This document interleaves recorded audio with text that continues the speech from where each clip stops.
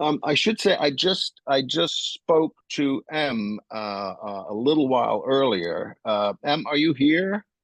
Are you in I'm the here. building? Hello. I'm here, yeah. Yes. So you just got back from the Academy of Management, right? And I I thought it would be really interesting if you shared, Fernanda, what do you think? I'd like for her to share Yeah, some of her absolutely. experiences, Yes. because it was your first time, right? yeah, I appreciate Fernando how you've set the context and also reinforced the importance of timing and why you're being called to a conference. I mean, I should preface that I'm a practitioner for more than 2 decades. So what a humbling experience to go to an academic conference where I'm a student, where I think I was the only person from CIIS in more than 12,000 attendees, at least according to the app. I didn't find one other Yeah. person. And really was just a complete nobody trying to navigate in this massive space. I felt like a kid in a candy shop, like, just completely overwhelmed, wanting to taste so many different things, but also like sugar high and confused and disoriented and trying to figure out how to spend my time. I mean, my objective of going, so, I'm just entering into my second year into this TSD program. And I think the timing was perfect to go after my first year because all these conversations we've been having, I should speak for the TSD, where it's like research question versus inquiry. Like, how do I take my areas of interest, put them into bodies of work, and figure out what is my area of focus? Well, wow, going to the Academy of Management, where it is so many fragmented disciplines, going there and having that general area of transdisciplinary inquiry didn't get me very far. It's like, and what? Like, what bodies of work are you interested in? What niches are you pulling from? I was super delighted, and I had low expectations, I would say, going in about what this was going to look like. I was delighted to find that people really respected and got transdisciplinarity. Like even Mm. they weren't necessarily familiar with the term. People in management and leadership respect different disciplines, and so they were delighted that somebody was willing to go all these different avenues. And a lot of people were really open to that. I think I did not go in with any kind of, I wasn't trying to be a speaker. I totally missed the deadlines.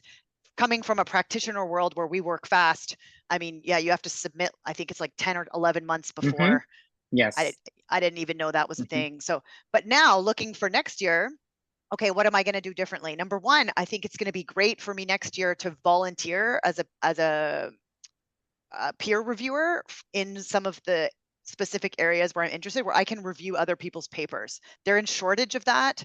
I'm not ready to go and be a peer editor. I thought maybe I can just go volunteer and start doing peer editing at journals, but I'm too early on my journey. I see I need to build some experience, and doing it for conferences, it seems there is a real shortage there and it's a great exposure. So I plan to do that for this next coming year. I also noticed something for the practitioners in the room. There are different categories of ways to get involved. And one of them was these what they call the professional development workshops. Um, and that's just the lingo maybe of the Academy of Management, but there might be different things in different streams that you go to. And Mhm. those I saw behind the curtain are far less competitive.